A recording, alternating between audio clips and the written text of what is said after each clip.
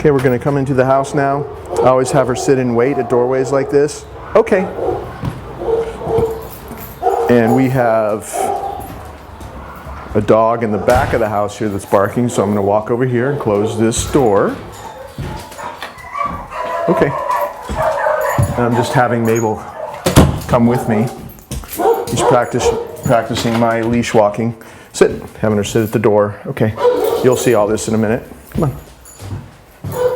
I thought these doors were already closed. Closing this last door. Come on, Mabel. Okay, so did a little walking around the house. Going to come back to her mat. Sit. I want to teach her, or actually I want to show you. I want to show you how we practice with her on her stationing mat. And I very often do this when we come back from a walk or something. We come through this front door. I have her sit with my right hand. I'm going to pat her chest and say, go to your mat. And then down, and then she gets a reward if she does it perfectly like that. And I just practice first just walking around the room to different places and always coming back and rewarding her.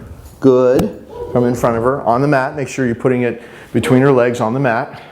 And go over here, come back, going in the kitchen, coming back. Good. As long as she stays down, when I come back, she gets a reward. If she gets up, I'm going to not reward her and put her back and do it again. I'll go over here, sit down. You want to show me, Belinda, what I'm doing? Sitting down on the sofa, then show her. And then she's staying there. Good. Just simple stuff you would do in your living room and things that might have her get up.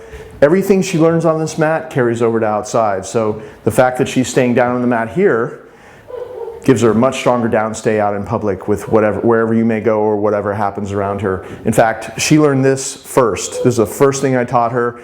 And then we started using these things, these little skills she learned in my house out in public. So it's a really good, fast way, effective way to teach a dog a downstay. Do it first in the house. Good. Also, so many dogs like Mabel have problems in the house and with knocking on the door, things that happen outside, that it's a great thing to practice anyway. So after you've been able to do things here like this, where no matter where you go, I'm going to go in the back of the house and close the door here, knock on this hallway door that's right behind her. She's still down. She gets a reward for that. So notice I'm always coming back in front of her. Good. As long as she stays down, she gets a reward when I come back.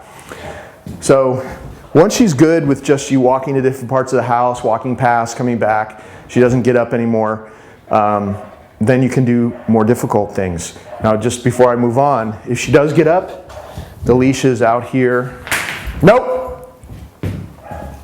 So that's what happens. See how I said no and put her back. She thought because I picked up the leash that we were about to go. And that's the problem with all the dogs, is they anticipate what's about to happen, because you can't help but establish patterns when you're training. Like when we take the leash, that means we're about to finish. And if your dog has an anticipatory problem, which is what her issues come from, she anticipates this excitement. She sees other distractions outside. She can't handle that level of high anticipation, overstimulation, same thing, and she reacts badly. So we're dealing with that here. But what I do is, so maybe she thinks we're leaving, right? Nope, we're not. Good for staying down. Good girl. So that's what that was. But in the house, if she gets up, make sure the leash is out, like not bunched up next to her, that it's out here so that when she gets up, you can say no and grab it and do what you just saw me do and put her back. So now we're going to do something more difficult. I'm going to actually go outside and knock on the door, ring the doorbell. If you're ever going to do something that you think is going to be hard for her to handle, maybe something you're trying for the first time or something you know is more difficult, you can remind her down what you want her to keep doing. It's okay to repeat it in that case. Down. I'm going to knock on the door.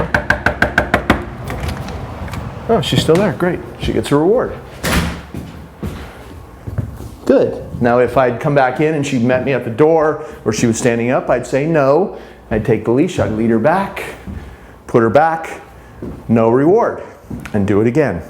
Since she knows how to play this game really well, if you do my moves, she'll fall into line, she'll get it. She may make a mistake or two, but then if you do exactly what you see me doing here in the video, she'll click into what she does with me. Because it's the way you handle her that triggers this behavior. Down. Oh, actually, I'm going to open this hallway door so she can hear the doorbell clearly. Down. And knocking on the door. Oh, very good. Good. Big reward. So I'm just going to add one more thing to it. I'm going to ring the doorbell. Actually, I'm going to knock on the windows, knock on the door, and ring the doorbell all at once. Down.